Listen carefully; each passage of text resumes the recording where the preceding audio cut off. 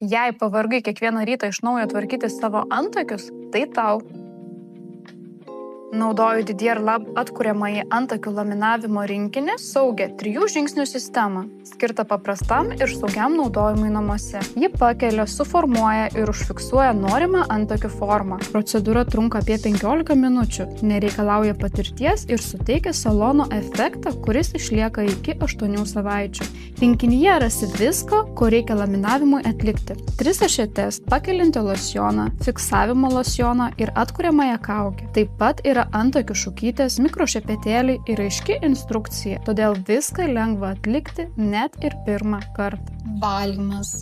Pirmiausia, nuvalau antakius, kad pašalinčiau makiažą, riebalus ir odos priežiūros priemonių likučius. Geriausia tam tinka specialios antakių putos, tačiau galima naudoti ir vandenį arba micelinį vandenį. Svarbiausia pašalinti visus riebalus, makiažą ir nešvarumus. Putos sugeria visus nešvarumus, todėl jas nuvalau drėgnu vatos diskeliu. Pirmas žingsnis – pakėlimas. Dabar pirmas žingsnis – pakeliantis losjonas. Šis žingsnis suminkština plaukelius, kad galėčiau juos suformuoti norimą kryptimi. Tepu ant sausų antakių, pradedama nuo pradžios link galiuko. Užtikrinu, kad priemonė tolygiai padengtų kiekvieną plaukelį. Laikymo laikas priklauso nuo tavo antakių tipo. Pirmo žingsnio – laikymo laikas.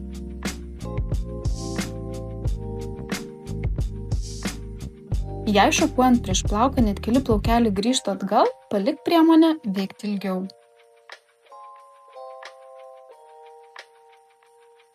Jei visi plaukeliai lieka vietoje, procesas baigtas.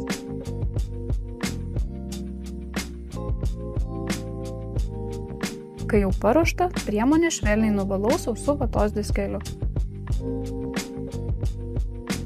Antras žingsnis – fiksavimas. Dabar antras žingsnis – fiksavimo losjonas. Šiame etape užfiksuoju galutinę antakių formą. Aplikuoju, šukuoju plaukelius pagal šią struktūrą.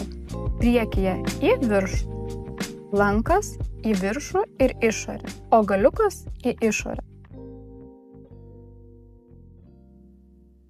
Kad viskas atrodytų tinkamai pakelta ir suformuota. Laikymo laikas taip pat priklauso nuo antakių tipo. Antro žingsnio laikymo laikas.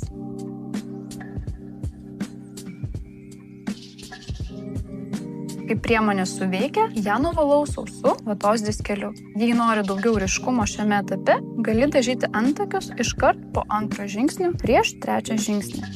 Trečias žingsnis – atkūrimas. Trečias žingsnis – atkuriamoji kaukė. Šis žingsnis suteikia intensyvų drėkinimą ir priežiūrą tiek plaukeliams, tiek odai. Tepu priemonę ir iššukuoju, kad tolygiai pasiskirstytų. Ji padeda išlaikyti plaukelius minkštus, pamaitintus ir lengviau formuojant, taip pat ramina odą. Laikau apie 4-7 minutes.